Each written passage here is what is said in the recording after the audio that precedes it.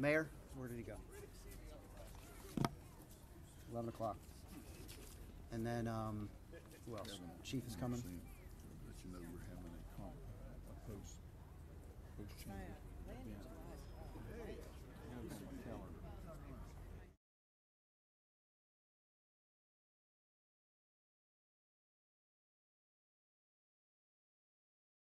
Like that.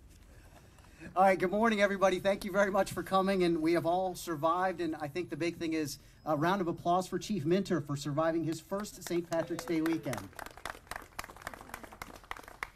Of course, we have our mayor, Eddie DeLoach, who will speak in a moment. Susan Broker, who has put this all together, and I'm not sure if she slept in the last 3 weeks. Have you had any sleep whatsoever?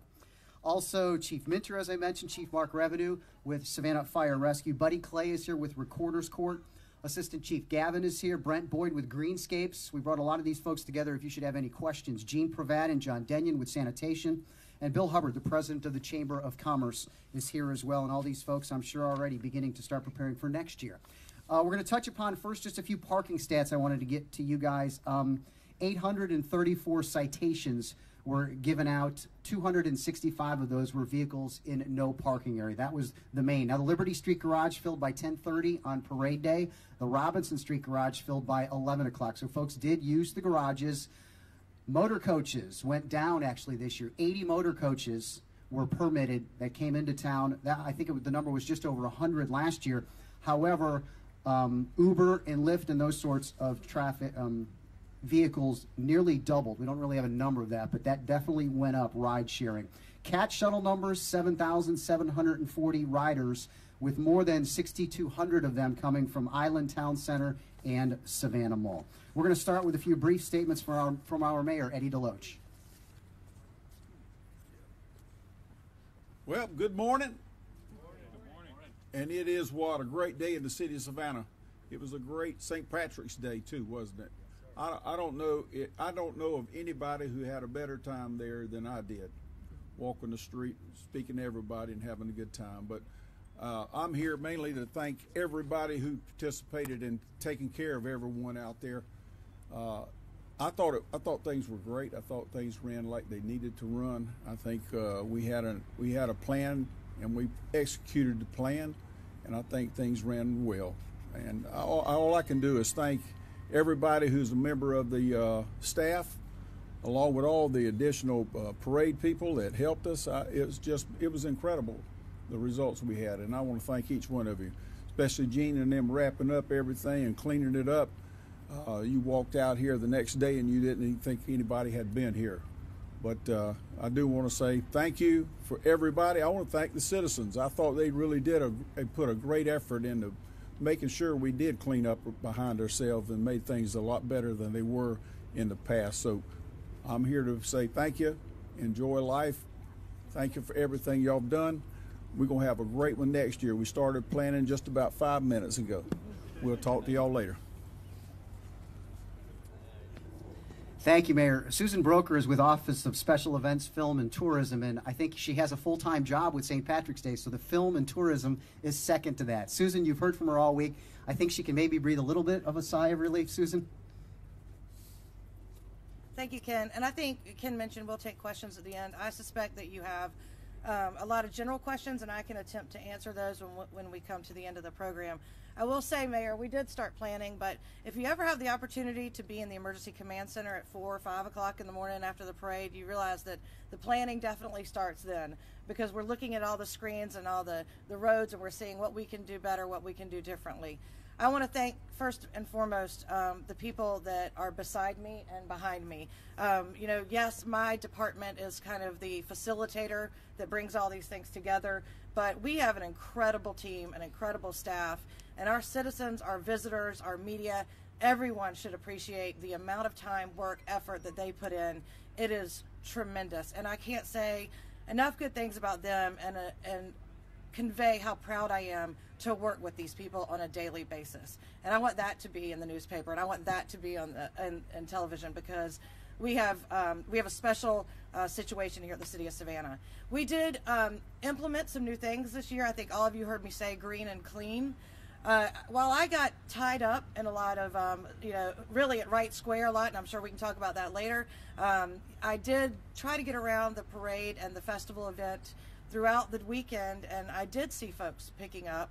Certainly you're going to have trash, you're going to have litter when you have that many people, you have that much partying going on, but people did show an effort. They stopped me, they said, we're doing our best, we're doing what we can, thank you, City of Savannah. So I really want to compliment, as the mayor did, our citizenry for showing up and helping us, particularly in Wright Square at the end of the parade. Recorder's Court, Buddy's going to talk about a little more specifically, but I can tell you we do start our planning right now. We already have a meeting set up with the parade committee, and that's another one. We have established a relationship with our parade committee that like we've never had before, and the success of that really showed that the partnership over the weekend with the cleanup, making sure we were communicating with each other, using their adjutant staff to assist with police and with code compliance. So all of us working together certainly yielded a safer, a better environment for all of our citizens. So I'm going to be quiet. I'm going to let Chief Mentor speak. Just wanted to convey those thanks, and we will get to those questions that you have specifically about those areas. Thank you. Thank you, Susan. Obviously, the most important thing for any event that you have like this is public safety. And our two chiefs, First Chief Roy Minter will come up from the Savannah Police Department. And I want to say that they had a plan and they stuck to the plan. And there was a police presence downtown like none other. And I think that made for a real safe environment. Immediately after Chief Roy Minter, Chief Mark Revenue for Savannah Fire Rescue.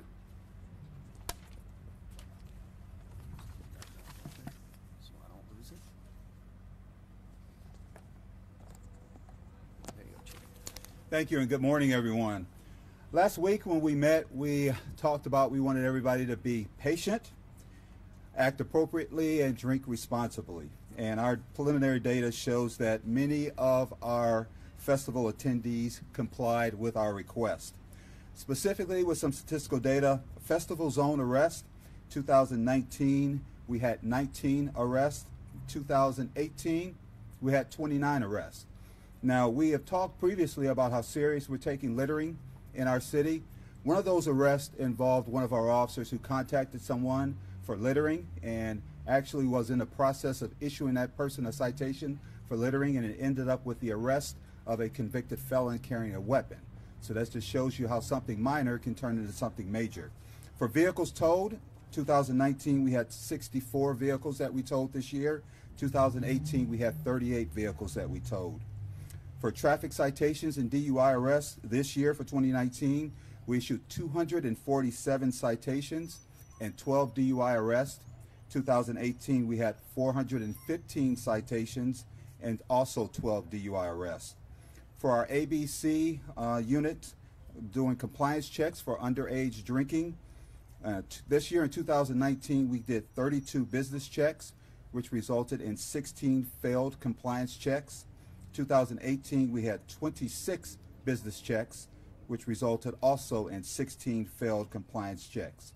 Let me end by saying that I'm extremely proud of the hard work and the dedication of the members of the Savannah Police Department.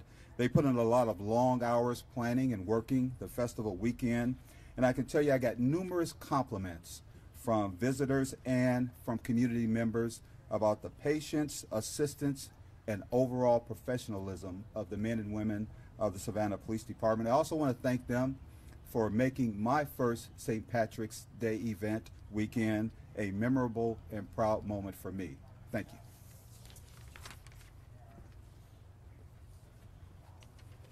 Thank you. This is a large team effort, and obviously Savannah Fire is proud to be part of that team. We had numerous staff out during the holiday festival. We conducted 243 fire safety inspections, and we conducted 63 inspections of food truck vendors. And while we issued numerous warnings, it ended up in 18 citations for fire safety violations. Like Chief Minter, I'm proud of the effort of the entire city and the Savannah Fire Department, and we look forward to next year's event. Thank you. All right, thank you, Chief. Before we get to Buddy Clay with Recorder's Court, which received a lot of attention leading up to, but now won't have quite as much as it did work, Some statistics I have for you, and I think Gene Pravat is here and John Denyon's here as well. The crew did a phenomenal job. 183 tons of trash. Now, I was told that one cup, 128,000 of those equal 1 ton. So they picked up 183 tons of that. You guys can do the math on that one. Also, Brent Boyd with Greenscapes, they've done a lot. 128 yards of litter picked up. 104 of them were non-parade related. 128 of that, I should say, yards of litter were for and after the parade. All right, now Buddy Clay with Recorder's Court. I think I made a name for myself over the weekend. I referred to myself as the Maytag repairman, waiting for something good, terrible to happen. Recorder's Court maintained a presence out in this square pretty much the entire day on Saturday. I was one of the folk that was out here, or the main folk that was out here. I just want to share with you we received this morning 33 arrest reports from the weekend, which was considerably lower than what we had last year. I think our arrests pretty much parroted what Chief Mentor pointed out. We have not received all of our reports from the Georgia State Patrol. Matter of fact, we hadn't received their information at all quite yet. We typically have quite a number of DUI cases that come from the Georgia State Patrol. A lot of people were disappointed when they came out here Saturday because I got asked, what happened to pop-up court? A new expression I'd never heard before. We shared that early in the process of planning that we really could not hold court physically out in the square. It's just not something that we could do. We were staffed in the office and were receiving information from the various enforcement agencies, and we'll get most of their filings this week. We'll be holding special sessions of court that we've set aside for docketing the week of April the 14th. We'll have to wait and see what the actual code enforcement situation looks like when the cases arrive in our office. But I think from my perspective, we saw a tremendous effort on the part of the police agencies that were working. It was very calm in this square. I shared that part of the effort was to try and restore some order here. Unfortunately, some of the order that disorder found another place to go, but that was responded to very quickly. I think the event went extremely well. I think the enforcement agencies were out doing a great job, and certainly the police were doing a great job, as always.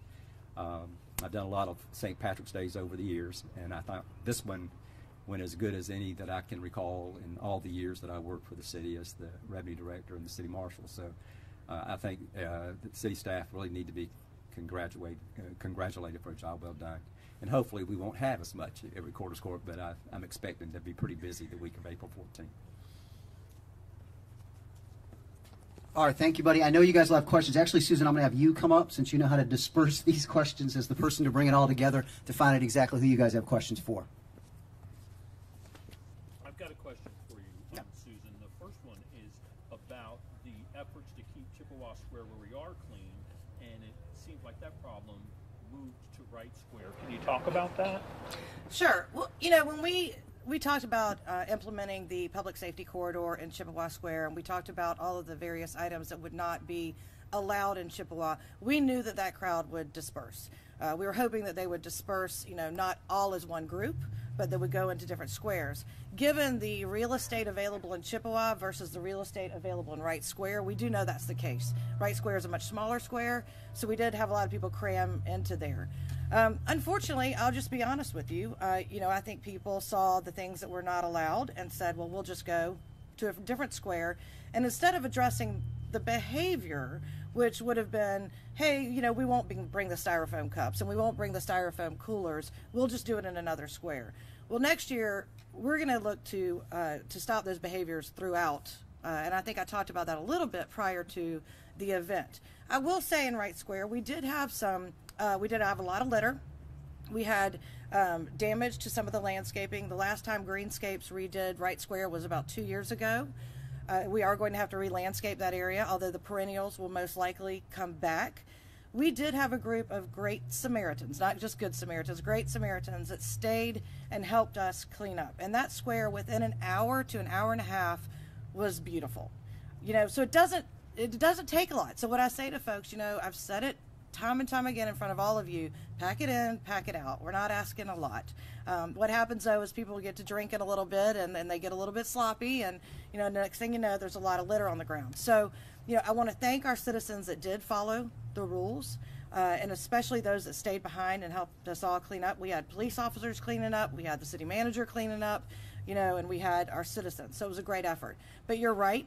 We did move the problem to a different square, but I think I could speak for all of us when I say that we know what to do now. We will be implementing those some rules throughout the parade area and enforcing those next year. We have 363 days to get this right, and we're going to.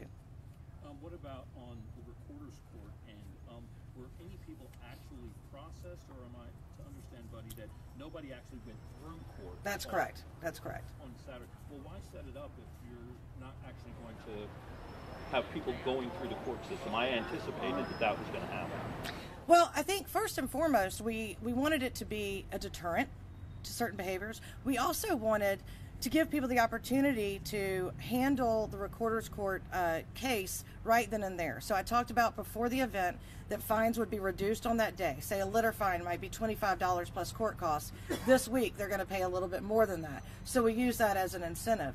I think our intention was great to have recorder's court out here, not just for for our purposes, but to help the citizens. Look, you can go ahead and pay this litter ticket and get it taken care of. You don't have to come back next week. You don't have to go online, and we're going to charge you a reduced fee. So I think all in all, it would have been a good a good thing to deter some behaviors. We didn't have anybody go through the court. That's for various reasons. And I think next year we will work directly again with the judges and with Buddy and his staff to tweak that so that maybe it's a little more successful. We've had night court in the past and it's worked. We may look at doing something like that again for 2020. 2020 is a Tuesday event. So we're already thinking about some of the things that we can implement, some changes that are a little easier to implement on a Tuesday parade as opposed to a Saturday. Because a Saturday parade, you are reacting very quickly. The police, the code compliance, sanitation, greenscapes. You're trying to manage, So I think on a Tuesday event, we'll be a little more successful with that. I heard that there was a baby born on parade day. There was a woman in labor. So can y'all talk about that? Do y'all know? I heard there was a woman in labor. I can't. I do know that. I cannot confirm boy or girl or whatever. So. But will the parents get a special spot in next year's parade? Well, I tell you what. If the parents come forward, we'll make sure that they at least get a little special treatment, especially if maybe they name their child Patrick or Patricia. You talked about how planning begins at the emergency command center and what is witnessed going on there. Can you talk about a little bit what changes might be in store for next year as a result of what was witnessed then? Well, one of the things we looked at, Eric, was, we have our motor coaches on Indian Street. This year, Kelly Tours handled their motor coaches on Turner Street. We definitely saw an improvement in terms of the traffic for those motor coaches, and I know that Ken mentioned we had fewer motor coaches this year, but I think spreading that out helps with traffic. We did see, late at night, we did have some backup in there, so we're going to be looking at different locations to handle that kind of traffic so that we don't get the queues on Montgomery and MLK that we had trying to leave town. So we're talking about that. With Recorder's Court, to piggyback on that again, we will look at night court for next year. In terms of code compliance, they even monitor how many assists they give people. So in other words, you have a code compliance person out here and somebody needs to know where they can reach an ambulance or where they can get to a command post. So we're really looking at making sure we maximize what the code compliance marshals can do. So we're looking at cross-training all of the marshals so that, if a zoning marshal is out here, they can also, say, look at parking issues. I had my staff, for example, giving out parking citations between midnight and 4 a.m. on Friday. We don't work for parking, but we needed to supplement that. So just looking at ways we can cross-train, work together, and maximize the city effort, and so it yields some success on the outside. What about as far as cracking down on the trash? You said some rules should be probably put in place across all the squares. Is dramatic is a ban on party tents and tables like y'all had in Chippewa this year? Or I know it's a long way till next year. What do you have in mind? Right. Well, I will say this. So, we did ban the tables and the tents in Chippewa. And so we had a much reduced traffic and folks in Chippewa. Wright Square, we had a lot of tents, we had a lot of tables, and I will say that even though it took a little pushing, that those folks did take down their tables and their tents. This year, we only had to remove one tent at the end of the event. Last year, I think we probably had 20 tents in Chippewa Square that were just left and trashed. You know, the styrofoam was a problem in Wright Square. You know, I have a lot of photographs of broken styrofoam all over the place. I would really like to see us, you know, come on, it's 2020, you know, we need to ban that kind of thing. So looking at a wholesale ban on the styrofoam across the parade and festival area. So, you know, we are going to be, I do fully expect that next year we will have in place a better process to give litter citations and to follow up on those right there on site. And I think it's important, just based on what Chief Minter mentioned, that turned into something a lot greater. So, you know, I'm not a police officer, but I know that, you know, your basic traffic stop can certainly yield something larger. We're looking at the same thing for things like litter. So you're saying a blanket ban on tables and tents? No, I'm not saying that now. I think we're going to have a conversation about it. I think that if people can continue to behave and they can, you know, take those down at our direction when it's time to go, you know, we certainly want people to enjoy it and have the shade and have a place to put their food. But we need people to help comply, and we need people to be our partners on that. I will say, though, once again, styrofoam to me, you know, let's just get rid of it. We've got some instant feedback from a viewer. Fran Fisher asks about the idea of people who bring tents. Can the city implement some type of permitting process for that in advance of the event? Your thoughts on that? Sure. So, you know, we have really tried to stay away from permitting, you know, anything in the squares. So, in other words, permitting, you know, where a person, you know, we have families that want to be in certain areas in the squares, and we've hesitated to do that. I'm not saying it's off the table. It's certainly, no pun intended, it's certainly something we could look at next year, is that, you know, maybe we allow a certain number of those in certain squares. You know, for example, we do have party squares and we have family squares. You know, and should they be treated the same? Those are the conversations that we're going to be having over the next, you know, 300 days or so. Has the city ever considered implementing either like a lottery system or some type of first come first serve system so that the squares don't get overcrowded or oversaturated with people? So years ago, when we implemented the land rush, you know, we did talk about a lottery system. You know, I was not in charge then, and not that I am now, but I was not over that section.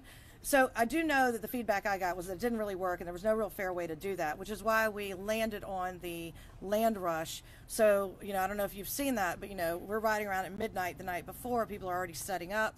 You know, we do have to go in and take down tape and things that they've already set up, and, you know, and then at 6 a.m. the whistle blows and everybody can push forward.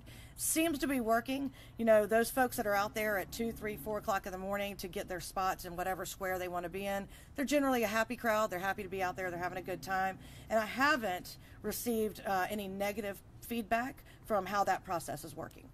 What about for the people who set the chairs up along the parade route days in advance? Will that continue? So, you know, we've been lenient on that for sure. You know, so the way we handle it now is if you set up your chairs, you're certainly doing so at your own risk. We're not going to watch those. If somebody takes those or moves yours and puts theirs in place, that's really on you. You know, as long as it's not blocking pedestrian access or Americans with Disabilities Act access, having those 3 feet of unobstructed walkway to allow for that, we've really been lenient on those things. I will say this year I did see more chairs tied to trees. We don't want chairs tied to trees. You know, our trees are very important to us, even along the parade route. Even though a lot of those are crepe myrtles and smaller trees, they do promote and contribute to our tree canopy. So you might see something next year about not tying things to trees. One more just quickly, sorry. Did anybody say, I might have missed it, how many citations for littering we're giving out? No, they didn't say specifically. I've asked code compliance for a report on that. I should have that by the end of the day. We can shoot that out. Good.